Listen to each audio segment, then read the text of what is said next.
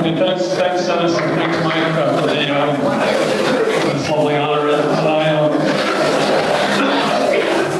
I think as Jack said in his remarks, events like this bring back all kinds of wonderful memories. And I was trying to think of it's one memory that I could capture that was kind of really important and meaningful for me. It didn't have to do with coming to Mendel, it had to do with leaving Mendel. I guess all things have to come to an end, you have to leave.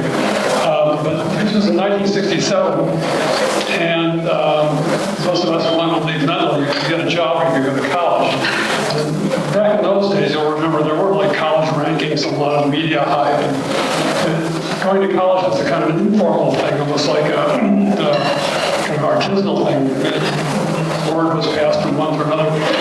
And I ended up going to college because I was sitting one day in the homeroom minding my own business, and one of the Augustinian fathers came in. I must say, I don't remember his name, but he was a very tall, kind of formal guy. And he said basically, listen up, guys. There's this opportunity to go up to this place called Loyola University.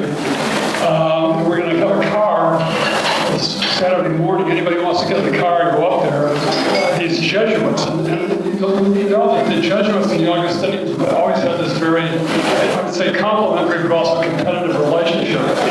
And so he said these Jesuits are going to be giving a test. And you got to go up to this gymnasium. Since most of you guys wouldn't know how to get up there, you kind of, you'd say we were losers, but he said, we have a car.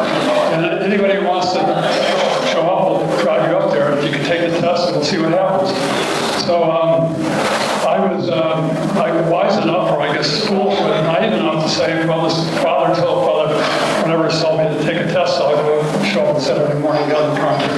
So we go up there. This is in Rogers Park. Loyola's big gymnasium. There must have been 800 kids there. And this was what was called the Boys and Girls Scholarship in the Chicagoland area. They gave 40 scholarships to young women and 40 scholarships to young men based upon this test. It was kind of like an SAT test. Long test, 8 hours. You sat there and went on and on.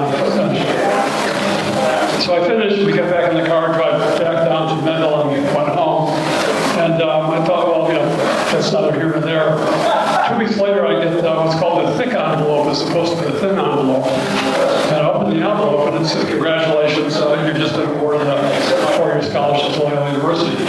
Now, my reaction of my mother was, well, looks like you're going to go to Loyola University. But truth be told, I didn't really know where I was going to go. And really, the fact that this Augustinian father had taken the time to actually invite us, and someone's got to order us to go and do this, was a momentous experience because I went to Loyola the first year. I'm sitting in the first year in English class, and I meet this young woman. Her name is Barbara Juskovich, and one thing led to another. 4 years later, we got married. And then a few years later, the children started coming, 3 children and 9 grandchildren later. And had I not been told to get in the car on Saturday morning by the Augustinian father and go up to Loyola and take this test, I had no idea where Loyola was or where Rogers Park was. I wouldn't have gotten to Loyola, I wouldn't have met my wife, I wouldn't have the wonderful family life, children and grandchildren that I had today. After I finished Loyola, I went to University of Chicago, got my doctorate, and that's the same faculty. As we say in the history business, the rest is history. But I still remember the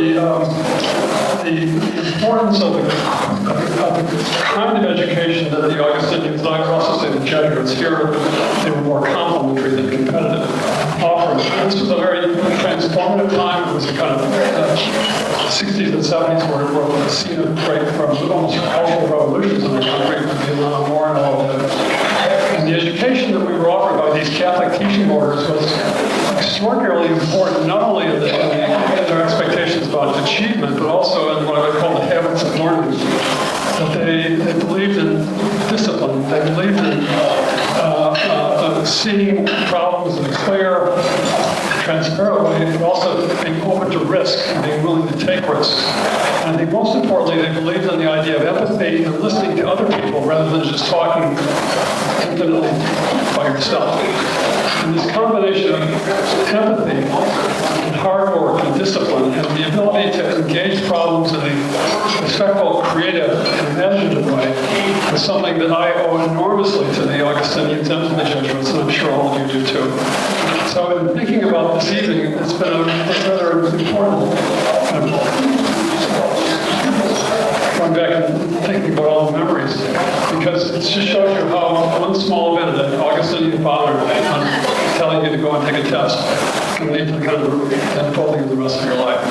This is an enormously important honor. I'm very grateful for your confidence and for your generosity. I want to thank Mike especially for his leadership. And none of this would be happening except for Mike. And,